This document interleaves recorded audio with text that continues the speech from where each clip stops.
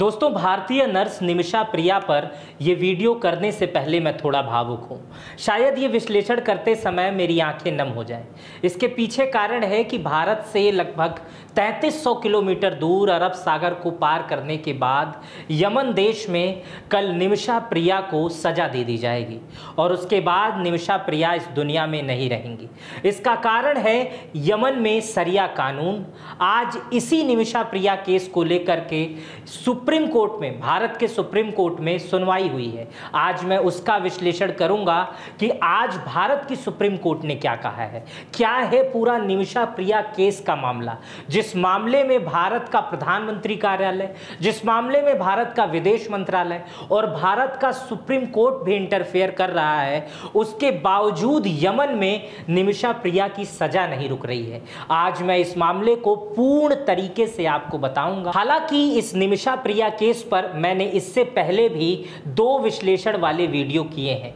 जो लोग वो वीडियो देख चुके हैं वो इस वीडियो को थोड़ा सा स्किप करके आगे आज जो सुप्रीम कोर्ट में सुनवाई हुई है उसे सीधे समझ सकते हैं और वो विश्लेषण देख सकते हैं। और जो लोग निमिषा प्रिया केस को नहीं जानते हैं वो बहुत ध्यान से इस वीडियो को देखें, क्योंकि भारत के लोग जो विदेश में रहते हैं उनके साथ ये निमिषा प्रिया वाली घटनाएं हो सकती हैं, क्योंकि बहुत सारे गल्फ कंट्री में, मुस्लिम देशों में शरिया कानून चलता है और ये कानून इतना कड़ा होता है जिसका जीता जागता उदाहरण निमिषा प्रिया भारतीय नर्स हैं, जिन्हें कल सजा दे दी जाएगी और वो इस दुनिया में नहीं रहेंगी।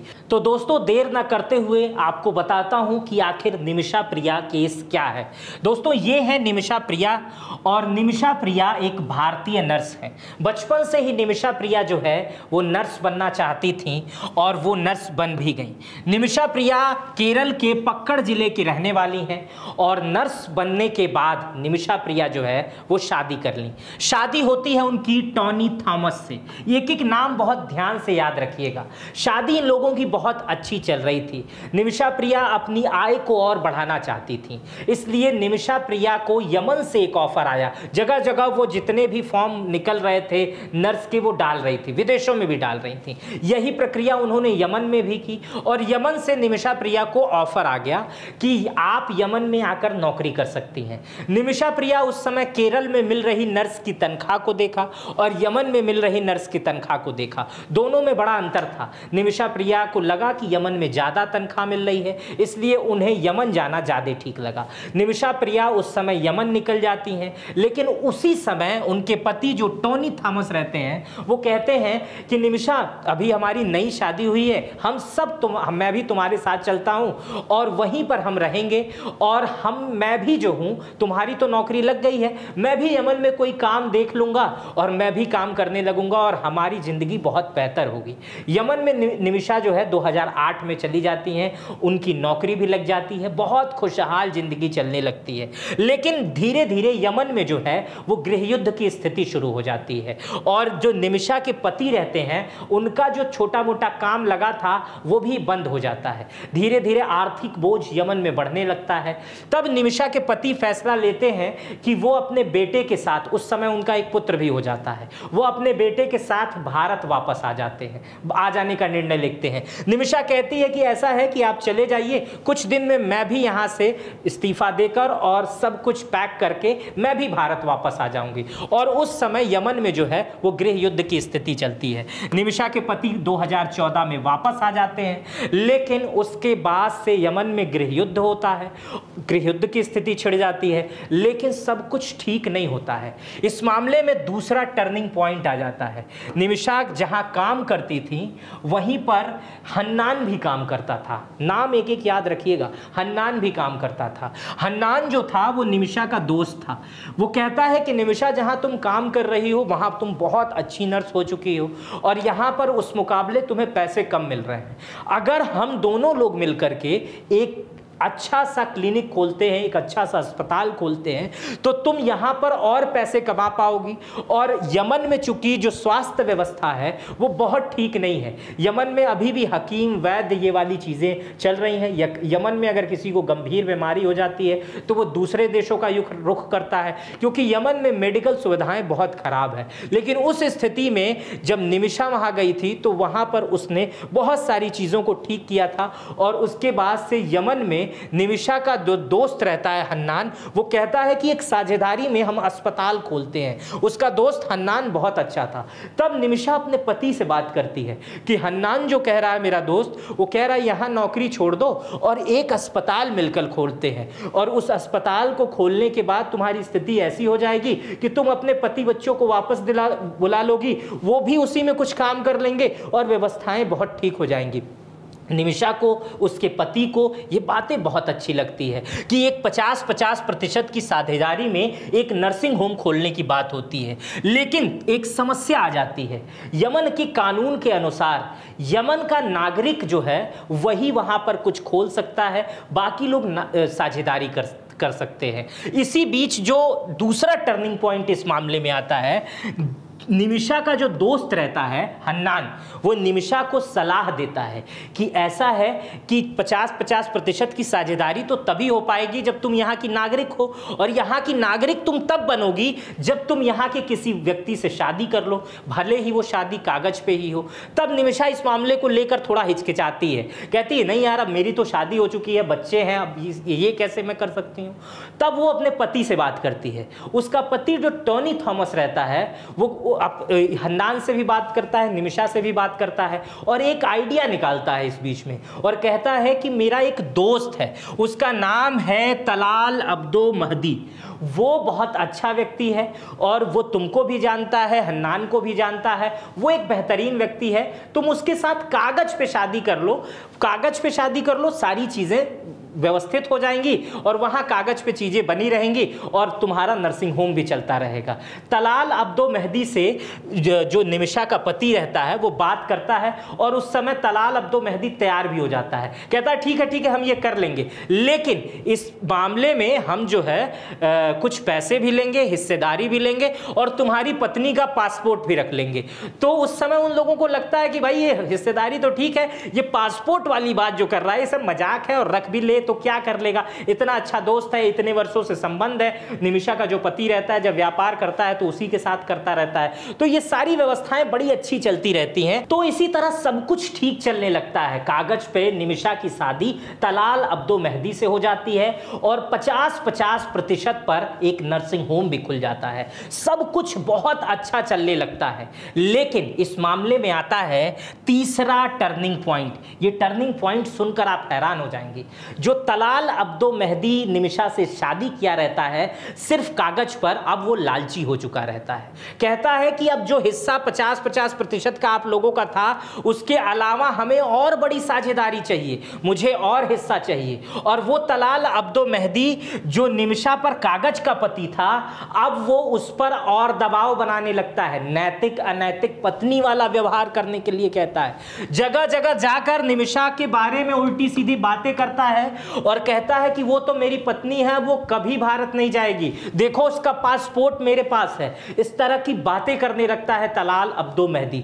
लेकिन निमिषा इस बात से बहुत हैरान हो जाती है, कहती है यार तुम परसेंटेज लो, सब कुछ करो, कुछ और बढ़ा दे रही हूं, लेकिन ये सब फालतू की बातें मत करो, और जिस तरह की अनैतिक काम तुम मुझसे करने के लिए कह रहे हो, पत्नी वाला व्यवहार, मैं एक पतिव्रता नारी हूं, मेरा पति केरल में रह रहा है और मेरा तुम इस तरह से फायदा ना उठाओ। निमिषा पर वो बहुत दबाव बनाता है, बद्दे बद्दे मजाक करता है, बहुत सारी बातें करता है। निमिषा इस बात को लेकर अपने पति किससे बातें करती है, और पति कहता है कि ऐसा है तुम उसके खिलाफ शिकायत कर दो थाने में, और जब थाने में शिकायत करोगे तो उसे सजा हो जाएगी। यमन का कानून इस मामले में बहुत कड़ा है। निमिषा ऐसा ही करती है। निमिषा 2016 में यमन में सिविल वॉर जब शुरू हो जाता है तो उसी दौरान कोर्ट का सहारा लेती है, पुलिस स्टेशन का सहारा लेती है और वहां पर जाती है और शिकायत कर देती है, पुलिस स्टेशन में शिकायत कर देती है और कहती है कि ये व्यक्ति जो है ये मेरा पासपोर्ट भी ले लिया है और ये मुझे जो है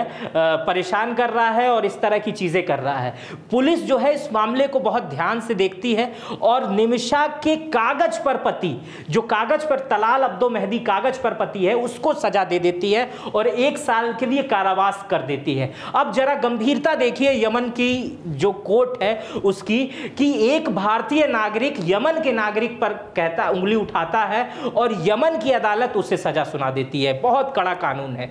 और निमिषा उसी समय सोचती है कि अब ये सब नाटक हो रहा है और मुझे अब भारत वापस चला जाना चाहिए। 2016 का वक्त रहता है उस समय।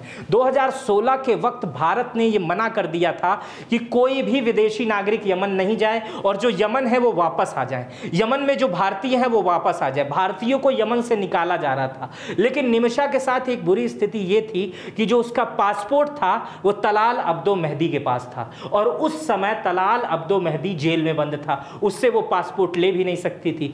निमिषा की उस समय मजबूरी हो जाती है यमन में रहना, क्योंकि वो विदेश अपने देश में वापस आ नहीं सकती है। वो इंतजार करती है कि तलाल निकलेगा तब इससे किसी तरह फिर से पासपोर्ट मांगा जाएगा। लेकिन तलाल अब्दो मेहदी जब निकलता है तो वो जो है खूंखार हो चुका रहता है, क्योंकि उसी निमिषा की वजह से उसे 1 साल सजा हुई रहती है और वो जेल में रहता है। उसकी तबीयत भी खराब हो चुकी रहती है, जेल में उसकी व्यवस्थाएं, मानसिक स्थिति भी नहीं ठीक हो जाती है। वो बाहर आता है, वो उसको सिर्फ और सिर्फ बदला लेना रहता है।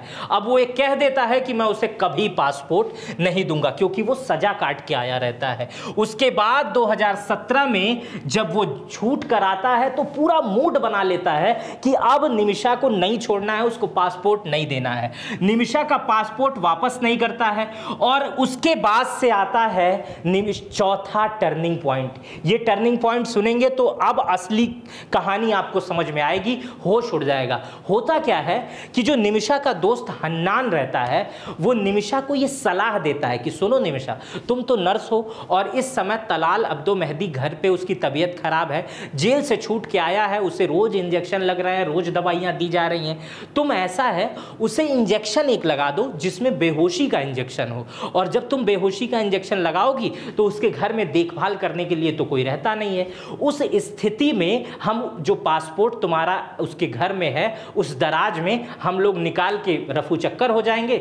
अगले दिन तुम फ्लाइट पकड़कर भारत चली जाना, यहाँ का जो तुम्हारा हॉस्पिटल का है उसको मैं सेल करके तुम्हें पैसे भिजवा दूंगा। इस बात पे निमिषा के पति और उसके बाद से हन्नान तीनों तैयार हो जाते हैं। चूंकि हन्नान जो है इसकी पूरी भूमिका बनाता है कि घर पे हम जाएंगे, एनेस्थीसिया जो बेहोशी का इंजेक्शन होता है उसको किस तरह से डोज देंगे। ये दोनों अगले दिन उसी तरह जाते हैं और उसके बाद से तलाल अब्दो मेहदी से सॉरी बोलते हैं, बातचीत करते हैं, उसको अपने बस में करने की कोशिश करते हैं। निमिषा तरह तरह के तेवर अपनाते कि ऐसा है कि यार जो हो गया वो हो गया, अब नहीं होगा, ऐसी गलती तुमने भी ताव न देखा। इस तरह की बातें जैसे किसी को भ्रमाया जाए ताकि वो बात मान जाए और निमिषा से जो उसको डेली डोज का इंजेक्शन लगता था वो लगवाने के लिए तैयार हो जाए। निमिषा की वो बात भी मान जाता है तलाल अब्दो मेहदी और निमिषा से इंजेक्शन लगवाने के लिए तैयार हो जाता है। लेकिन निमिषा उस समय शीशी जो है वो बदल देती है और बेहोशी का इंजेक्शन उसमें डाल देती है और बेहोशी का इंजेक्शन लगा भी देती है तलाल अब्दो मेहदी को। उसके बाद से जानते हैं क्या होता है, वो जो बेहोशी का इंजेक्शन होता है वो ओवरडोज हो जाता है और उसी ओवरडोज के बाद उसकी मौत हो जाती है। मौत के बाद हन्नान जो है और निमिषा घबरा जाते हैं। अब निमिषा उस समय चाहती तो मौत हो चुकी थी, पासपोर्ट उसको मिल चुका था, उसके बाद वो टिकट कटाती, तुरंत बाहर चली जाती। लेकिन निमिषा ऐसा नहीं करती है, कहती है मुझसे गलती हुई है, मैं जाके पुलिस को ये बात बता देती हूँ। पुलिस यहाँ की बहुत अच्छी है, कोर्ट यहाँ की बहुत अच्छी है। उसके बाद से पुलिस को ये बात बताती है, लेकिन पुलिस उसको गिरफ्तार कर लेती है, क्योंकि जब इसकी मौत हुई थी तब निमिषा ने ये बात तुरंत जाकर पुलिस स्टेशन में बता दी और पुलिस ने समझा कि ये जानबूझकर ये काम की, लेकिन निमिषा ने बिल्कुल ऐसा नहीं किया था। निमिषा ने जो काम किया था वो अपना पासपोर्ट वापस पाने के लिए बार बार वो पुलिस से कहती है कि मैं अपना पासपोर्ट उससे लेने गई थी, इसी चक्कर में सोची थी उसको बेहोश कर देंगे, लेकिन ओवरडोज अधिक हो गया और इसी ओवरडोज की वजह से उसकी जान चली गई। मैं जानबूझकर इस व्यक्ति को नहीं मारी हूं। लेकिन उस समय कोर्ट पुलिस कोई नहीं सुनता है और निमिषा को जो है सजा दे दी जाती है। निमिषा को शुरुआत में जो सजा दी जाती है उसमें यह सजा फांसी की होती है, लेकिन 2020 में यह मामला यमन की लोअर कोर्ट में पहुंचता है और वहां जो हन्नान रहता है उसे उम्र कैद की सजा मिलती है और निमिषा को फिर से फांसी की सजा मिलती है। शुरुआत से ही लग रहा था निमिषा को फांसी की सजा मिलेगी, लेकिन 2020 में लोअर कोर्ट जो है वो फांसी की सजा दे ही देती है और हन्नान चूंकि यमन का नागरिक रहता है इसलिए उसे उम्र कैद की सजा दी जाती है। 2023 में यह मामला सुप्रीम कोर्ट में पहुंचता है। ट्रायल पे ट्रायल चलते हैं, ट्रायल पे ट्रायल जैसे भारत में चलते हैं, उसी तरह 2023 में यह मामला यमन की सुप्रीम कोर्ट में चलता है। वहां भी इस सजा को बरकरार सुप्रीम कोर्ट रखती है और कहती है निमिषा को जो है वो फांसी की सजा ही होगी। इसके बाद निमिषा के पास सिर्फ एक चारा बचता है। निमिषा के पास चारा बचता है राष्ट्रपति से माफी। राष्ट्रपति रशद मोहम्मद अल अमीन के पास ये मामला पहुंचता है और राष्ट्रपति ने भी इस मामले पर दस्तखत कर देता है और राष्ट्रपति भी कहते हैं कि निमिषा को फांसी की सजा ही दी जाएगी। हालांकि इस मामले पर कंट्रोवर्सी है। राष्ट्रपति की तरफ से, यमन की सरकार की तरफ से यह बयान आता है कि हमारी साइन नहीं है वो। इस समय सना पर, जहां पर जिस जेल में निमिषा बंद है, जिस कोर्ट ने यह फैसला सुनाया, वहां पर हूती विद्रोहियों का कब्जा है और उन्होंने ही यह सजा दी है, वही सरिया कानून चला रहे हैं। हम इस मामले पर विचार कर रहे हैं, हम बात करने की कोशिश करेंगे। हालांकि यमन में भारत का कोई राजदूत भी नहीं है, ना ही वहां पर कोई दूतावास है। सऊदी अरब, दुबई और अन्य देशों के माध्यम से हम वहां पर अपनी बातचीत रखते हैं। सीधे तौर पर वहां हमारा कोई राजनयिक नहीं है। स्थितियां ये हैं कि हूती से बात करें या यमन सरकार से बात करें, अभी ये स्पष्ट नहीं हो पा रहा है, क्योंकि हूती को राष्ट्रीय मान्यता अभी भारत की तरफ से या दुनिया में कोई संगठन ने मान्यता नहीं दी है किसी देश का प्रतिनिधित्व करने के लिए। लेकिन यमन की सरकार भी वहां कमजोर हो चुकी है, वो सिर्फ दिखाने के लिए है। भारत सरकार अगर उससे बात भी करती है तो उसका कोई वो निर्णय नहीं दे सकती है, क्योंकि इस समय हूतियों का कब्जा है सना पर, जहां पर इस समय इसे फांसी दी जा रही है। निमिषा को फांसी दी जाएगी भविष्य में। आइए इसको और बेहतर तरीके से समझाता हूं। इस स्थिति में कैसे बचाई जा सकती है निमिषा की जान। दोस्तों, सरिया कानून के हिसाब से ब्लड मनी का एक परंपरा है। इस ब्लड मनी से निमिषा की जान बचाई जा सकती थी, लेकिन ब्लड मनी से तभी जान बचाई जा सकती है जब जो पीड़ित परिवार है उसके परिवार का प्रमुख सदस्य ये राजी हो जाए कि हम उस मौत के बदले पैसा लेने के लिए तैयार हैं, और ये पैसा बहुत भारी मात्रा में हो सकता है, कुछ भी रकम मांगी जा सकती है। निमिषा की तरफ से जो संस्थाएं बनी है, केरल की तरफ से मुंह मांगी रकम देने को तैयार था तलाल अब्दो मेहदी के परिवार को। भारत भी पैसा देने के लिए तैयार था। लगभग $1 मिलियन से अधिक देने का प्रयास किया गया और सऊदी अरब में नौकरी देने का प्रयास किया गया, बाहर विदेश में सेटल करने का प्रयास किया गया, लेकिन तलाल अब्दो मेहदी के परिवार ने इसे मानने से इनकार कर दिया, पैसा लेने से इनकार कर दिया। निमिषा प्रिया की मां, निमिषा प्रिया के वकील, निमिषा प्रिया के जो एनजीओज हैं, जो तमाम लोग उस पर काम कर रहे हैं, वो तलाल अब्दो मेहदी के परिवार के पास जाते हैं, माफी मांगते हैं, हाथ जोड़ते हैं, ब्लड मनी लेने की बात करते हैं, लेकिन कोई भी उसे लेने से इनकार कर देता है। यही कारण है, ब्लड मनी ही एक कारण है जिसे बचाया जा सकता है। जब राष्ट्रपति भी ये कह दे कि अब फांसी की सजा बरकरार है, उसके बाद से सिर्फ एक रास्ता बचता है, ब्लड मनी, जिस पे भारत सरकार भी कह रही है, बार बार फोकस कर रही है कि उसके परिवार, जो तलाल अब्दो मेहदी का परिवार है, उसको पैसे दिए जाएं और इस मामले से निमिषा प्रिया को बचाया जाए। लेकिन तलाल अब्दो मेहदी का परिवार जो है वो पैसे लेने से इनकार कर रहा है। पहले एक शब्द में आपको ब्लड मनी के बारे में बता बता दूं, ब्लड मनी एक ऐसी व्यवस्था है दोस्तों जिसमें कुरान शरीफ में लिखा गया है कि कुरान में ब्लड मनी का समर्थन किया गया है और कहा गया है कि पैगंबर मोहम्मद ने समझाया था कि हत्या के एवज में 100 ऊंटों का भुगतान किया जा सकता है। और वक्त बदलता गया, पहले ऊंट का समय था लेकिन अब सोने चांदी और पैसे का समय आ गया, इसीलिए अब चीजें बदल दी जा रही हैं। इसी को कहते हैं ब्लड मनी, जिस पे बार बार फोकस किया जा रहा है और इसी ब्लड मनी से निमिषा की जान बच सकती है। इस समय जो स्थिति है, भारत अगर चाहे तो इस मामले में बहुत कुछ कर सकता है और भारत लगातार प्रयास भी कर रहा है। इस मामले को लेकर भारत जो है हूती विद्रोहियों से बातचीत कर सकता है या ईरान के हयातुल्लाह खमैनी से बात कर सकता है, क्योंकि ईरान का सीधा जो संपर्क है वो हूतियों से है। इस मामले में बहुत सारे डिप्लोमेटिक कार्य किए जा सकते हैं जिसमें भारत ओमान, कतर, इराक जैसे देशों का सहारा ले सकता है। भारत इमरजेंसी राजनयिक संकल्प का उपयोग कर सकता है। भारत के प्रधानमंत्री या विदेश मंत्री तीसरे देश से संदेश भिजवा सकते हैं कि एक हाई प्रायोरिटी केस है, इसमें मानवीय पहलू को प्राथमिकता दी जाए और भारत लगातार इस पर काम भी कर रहा है। और हम लोग भी इस विषय पर काम कर सकते हैं, हम लोग कैंपेन चला सकते हैं सेव निमिषा प्रिया।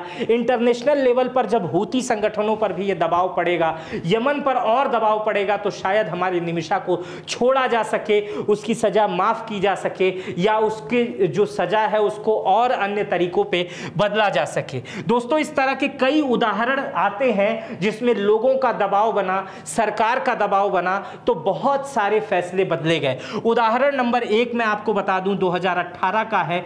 नवदीप सिंह को यूएई में उनकी फांसी टल गई थी। भारत सरकार ने सीधे ब्लड मनी और सीधे दूतावास से हस्तक्षेप करने की बात कही थी। इसी तरह 2014 में सऊदी अरब में भारतीय महिला को दया याचिका से राहत मिली थी। भारतीय प्रधानमंत्री और विदेश मंत्री वहां के क्राउन प्रिंस से सीधे अपील की थी और सीधे बातचीत की थी और इस मामले का हल निकाला था। दोस्तों, अगर वर्तमान स्थिति में बात करें तो आज जो है वो सुप्रीम कोर्ट में इस मामले को, भारतीय सुप्रीम कोर्ट में इस मामले को लेकर सुनवाई थी। अटॉर्नी जनरल भी मौजूद थे, 2 जजों की बेंच बैठी हुई थी और इस मामले को लेकर जो निमिषा प्रिया के एनजीओज हैं जो उनका केस लड़ रहे हैं वो सुप्रीम कोर्ट पहुंचे थे। इस मामले को लेकर क्या कहा सुप्रीम कोर्ट ने वो हम विस्तार से आपको बताने जा रहे हैं। जस्टिस संदीप मेहता ने सुनवाई के दौरान कहा कि यह एक संवेदनशील और दुखद मामला है।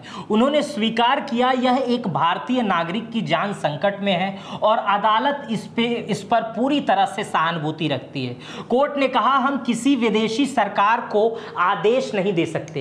भारतीय सुप्रीम कोर्ट ने यह कहा कि हम किसी भी विदेशी सरकार को आदेश नहीं दे सकते हैं। जब याचिकाकर्ता ने आग्रह किया कि कोर्ट केंद्र सरकार को आदेश दे कि यमन सरकार के साथ वार्ता करें, तो कोर्ट ने स्पष्ट किया कि भारतीय सुप्रीम कोर्ट किसी भी विदेशी या उसकी न्यायिक व्यवस्था को आदेश नहीं दे सकता है। जजों ने पूछा दूसरों देश से संबंध में आदेश किस प्रकार पारित किए जा सकते हैं, इसका पालन आखिर करेगा कौन? अगर हम विदेश में यमन को आदेश भी दे देते हैं तो यमन में उसे पालन करा लेने के लिए कौन होगा? यहां तो पुलिस व्यवस्था है, सारी व्यवस्था है, लेकिन यमन में कौन आदेश, अगर भारत की सुप्रीम कोर्ट यमन को आदेश सुनाती है तो यमन में कौन पारित करेगा? कोर्ट ने कहा कि हम केवल भारत सरकार से रिपोर्ट मांग सकते हैं। सुप्रीम कोर्ट ने कहा कि यह वह केवल सुनिश्चित कर सकता है कि भारत सरकार ने क्या क्या प्रयास किए हैं। इसके बाद कोर्ट ने केंद्र से स्थिति की रिपोर्ट मांगी और कहा कि 16 जुलाई तक क्या क्या प्रयास किए जा सकते हैं और अभी तक क्या क्या किया गया है। इसके बाद निमिषा के वकील ने यह कहा कि सरकार ब्लड मनी और मुआवजे के लिए मृतक के परिवार से बातचीत करनी चाहिए। मतलब कोर्ट में यह कहा निमिषा के वकील ने कि सरकार को आप आदेश करिए कि वो जो है निमिषा के ब्लड मनी के मामले पे सीधे बातचीत करें। उसके बाद कोर्ट ने कहा कि ब्लड मनी एक निजी समझौता होता है, इसमें सरकार प्रत्यक्ष नहीं बन सकती, सिर्फ हम सहायक की भूमिका निभा सकते हैं। ब्लड मनी वो प्रक्रिया होती है, मैंने शुरुआत में बताया कि जब राष्ट्रपति ने भी फैसला दे दिया कि अब इसे नहीं बचाया जा सकता, हम इसकी सजा लिख देते हैं, साइन कर देते हैं, उसके बाद भी ब्लड मनी एक ऐसी परंपरा है कि अगर उस व्यक्ति का परिवार ये चाह ले कि चल भाई हम तुमको माफ़ कर देते हैं, लेकिन इसके बदले तुम इतनी रकम हमें दे दो, तो ब्लड मनी व्यवस्था मानी जा सकती है। इसीलिए भारतीय कोर्ट ने भी कहा कि ब्लड मनी एक निजी समझौता है, इसमें सरकार प्रत्यक्ष पक्ष नहीं बन सकती, हम सिर्फ सहायक की भूमिका निभा सकते हैं। जैसे हम पैसे में आपकी मदद कर सकते हैं, हम आपको वहां ले जाने में आपकी मदद कर सकते हैं, जैसे यमन में कोई फ्लाइट वगैरह नहीं चल रही है, हम वो सारी मदद कर सकते हैं, लेकिन हम बात नहीं कर सकते, क्योंकि वहां की कोर्ट ने भी फैसला दे दिया है। कोर्ट ने यह स्पष्ट कर दिया कि किसी इस्लामिक देश के शरीयत कानून में ब्लड मनी पूरी तरह से मृतक के परिजनों को स्वीकृति पर निर्भर करता है और उसमें सरकार से कोई जबरदस्ती नहीं कर सकता है। केंद्र सरकार ने जो किया वह संतोषजनक है। कोर्ट ने अटॉर्नी जनरल एजी से पूछा, सरकार ने अब तक क्या क्या प्रयास किए हैं? तब एजी ने विस्तार से बताया, यमन में कोई दूतावास नहीं है, संपर्क सीमित है और निजी माध्यमों से बातचीत हो रही है। तो कोर्ट ने कहा कि सरकार अपनी सीमा तक उचित प्रयास किए हैं, यानी कोर्ट सरकार की कार्रवाई को स्वीकार किया और उसमें कोई कोताही कोर्ट ने नहीं पाई। अंतिम आशा को खुला रखा गया। सुप्रीम कोर्ट ने कहा कि आदेश नहीं दिया कि निमिषा की फांसी पर रोक लगे, लेकिन उसने यह कहा कि यदि सरकार के पास कोई नया समाधान या कोई नई जानकारी हो तो 15 जुलाई तक उसे सूचित कर दिया जाए। दोस्तों, कोर्ट ने सीधे सीधे कहा कि इसमें हम आदेश तो नहीं कर सकते क्योंकि दूसरा देश है, लेकिन हम सरकार को यह आदेश करते हैं कि इस मामले में कोई भी पक्ष आए, कोई भी हमारे लायक अगर काम हो तो हमें 15 जुलाई से पहले सूचित किया जाए और बताया जाए। इसके बाद से अटॉर्नी जनरल जो भारत के हैं, उन्होंने जो कोर्ट में पक्ष रखा वो भी मैं आपको बता देता हूं। दैनिक भास्कर में एक टिप्पणी छपी है अटॉर्नी जनरल की, उसके अनुसार यमन के राजनीतिक रूप से अटॉर्नी जनरल ने कहा है कि यमन कूटनीति रूप से मान्यता प्राप्त नहीं है। हम सार्वजनिक रूप से इस मामले में नहीं बोलना चाहते थे ताकि स्थिति और ना बिगड़े। हम निजी स्तर पर प्रयास कर रहे हैं। ये अटॉर्नी जनरल ने कहा कि हम व्यक्तिगत रूप से प्रयास कर रहे हैं, हम कई लोगों से बात कर रहे हैं। अटॉर्नी जनरल ने कहा कि सरकारी स्तर पर प्रयास जारी है। अटॉर्नी जनरल ने सुप्रीम कोर्ट में बताया कि केंद्र सरकार यमन सरकार से लगातार संपर्क में है और निमिषा प्रिया की फांसी की सजा को टालने के लिए राजनयिक प्रयास चल रहे हैं। भारतीय विदेश मंत्रालय इस मामले में डिप्लोमेटिक चैनल के जरिए सुलझाने की कोशिश कर रहा है। अटॉर्नी जनरल ने संकेत दिए कि यदि यमन सरकार के कानून के अनुसार विकल्प संभव हो तो भारत सरकार उस दिशा में भी कदम उठा सकती है। हालांकि उन्होंने साफ कहा कि कोर्ट इस प्रक्रिया में सीधे हस्तक्षेप नहीं कर सकता है, क्योंकि पूरी तरह से दो देशों के बीच के कूटनीति कानून का मामला है। उन्होंने कोर्ट को यह भी याद दिलाया कि यमन एक संप्रभु राष्ट्र है और उसके अपने कानून और न्यायिक प्रक्रिया है। भारत एक लोकतांत्रिक देश होने के नाते उसकी संप्रभुता का सम्मान करता है और किसी देश के आंतरिक मामलों में दखल नहीं दे सकता है। अटॉर्नी जनरल ने कहा कि भारत सरकार निमिषा प्रिया की मानवीय आधार पर रियायत दिलाने की कोशिश कर रही है। एक संवेदनशील मामला है, इसे भावनाओं से नहीं बल्कि संवैधानिक और अंतर्राष्ट्रीय कानून के तहत सुलझाया जा सकता है। ये हमारे अटॉर्नी जनरल का सुप्रीम कोर्ट में वक्तव्य था। अटॉर्नी जनरल ने कहा, इससे पहले मैंने सुप्रीम कोर्ट ने क्या कहा ये बताया। लेकिन इन सब बातों के बीच भारत की तरफ से लगातार प्रयास जारी है कि हम निमिषा प्रिया को यमन से बचा लाएं, जो उन्हें सजा मिली है उसे माफ करा दें, किसी न किसी तरह हम इस मामले में जीत हासिल कर लें। लेकिन अभी तक जो विशेषज्ञ बता रहे हैं, जो चीज़ें मैं समझ पाया हूं, ये थोड़ा सा मुश्किल लग रहा है। इसके लिए हमें और आपको थोड़ी सी एक मुहिम चलानी होगी। सेव निमिषा प्रिया ट्विटर पर चलाइए, यूट्यूब पर चलाइए, फेसबुक पर चलाइए, जहां हो सके मेरी ये वीडियो डाउनलोड करिए, अपने चैनलों पर लगाइए, फेसबुक पर लगाइए, ट्विटर पर लगाइए, सीधे प्रधानमंत्री मोदी को टैग करिए, सीधे यमन को टैग करिए और उनसे न्याय की एक तरह से विनती करिए। कहिए बस निमिषा को बचा लीजिए, बस अब यही रास्ता बचा है। ये हम और आप मिलकर कर सकते हैं। इस वीडियो पर अपनी प्रतिक्रिया देने के बजाय, अपनी बातें कहने के बजाय, कमेंट करने के बजाय अगर आप हैशटैग ही चला देंगे, हैशटैग सेव निमिषा प्रिया, या अब ये वीडियो डाउनलोड करके आप पोस्ट ही करना शुरू कर देंगे, तो शायद हम भारतीय नर्स को यमन में बचा सकें। मेरा नाम मित्र प्रकाश है। प्लीज़ इस काम को आप जरूर करिएगा। इस वीडियो पे प्रतिक्रिया दीजिएगा और यही प्रतिक्रिया दीजिएगा कि आप ऐसा काम करने जा रहे हैं और आपने ये वीडियो डाउनलोड कर ली है या शेयर करती है, या आप इस वीडियो पर नरेंद्र मोदी, प्रधानमंत्री नरेंद्र मोदी को टैग कर दिए हैं। अपना भी बेहद ख्याल रखिएगा और निमिषा का ख्याल जरूर रखिएगा। बहुत बहुत धन्यवाद।